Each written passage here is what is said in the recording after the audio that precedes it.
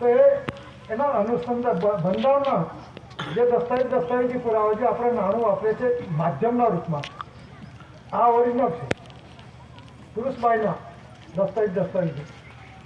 સત્ક્રાંતિ હિસાબના આધારે પ્રાણ પૈસો 3.1 નાણાંનો દશાંશ પદ્ધત ડેસિમલ કોઈન્સનો હિસાબ રાખવો પડે છે. ચાલતો વ્યવહાર અનાજકાળ પૂર્વેનો સંસાર.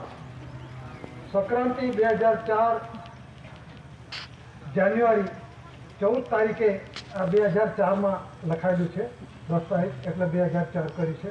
પણ 14 જાન્યુઆરી તારીખે સંક્રાંતિ પોષ વધ જે તે સમયની અંદરમાં જે તારીખો છે એ પ્રમાણે સંક્રાંત તલ કુદરતી રૂલિંગ તરફ આપણો એકાઉન્ટ તલ જેટલો રોજનો સૂર્ય તલે તલ ભાર વધતો જાય છે તેવી રીતે આપણું શરીર કેટલું વાપર્યું છે કેટલું બાકી તે વાર્ષિક હિસાબ દર્શાવવા ખાતર પોતપોતાનો હિસાબ તે સંક્રાંતિ 14 તારીખ જે છે 14 તારીખે જ્યારથી તલ સંક્રાંતનો જન્મ થયો હતો ત્યારથી તારીખ 14 છે. જ્યારથી મકર સંક્રાંતિ અનાજકાળ પૂર્વી છે, જ્યારથી રૂલિંગ વ્યવહાર 80 કોર મિન્ટ મુદ્રા કરન્સી ક્રાઉન વ્યવહારનો એકાઉન્ટ દાદાનો છે.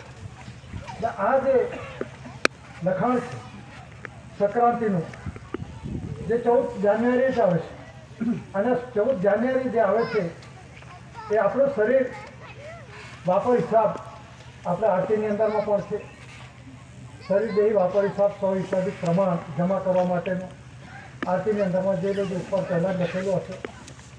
આમાં સીતા કરતાથી છે આદ્ય મધ્ય અંત્યની અંદરમાં આમાં આપવામાં આવે છે કે પિતૃમુખી થવા રહેણી કરણીની શીખ શીખાણી સ્વકર્તા પિતૃકે કુંવર જગન ગયા એના કે આવા ગૌનો હિસાબ અને દેહી વાપર હિસાબ અમુક પરમાણુ રજેરજ પિતૃપદે જમા કરવાનો પોતાનો હિસાબ.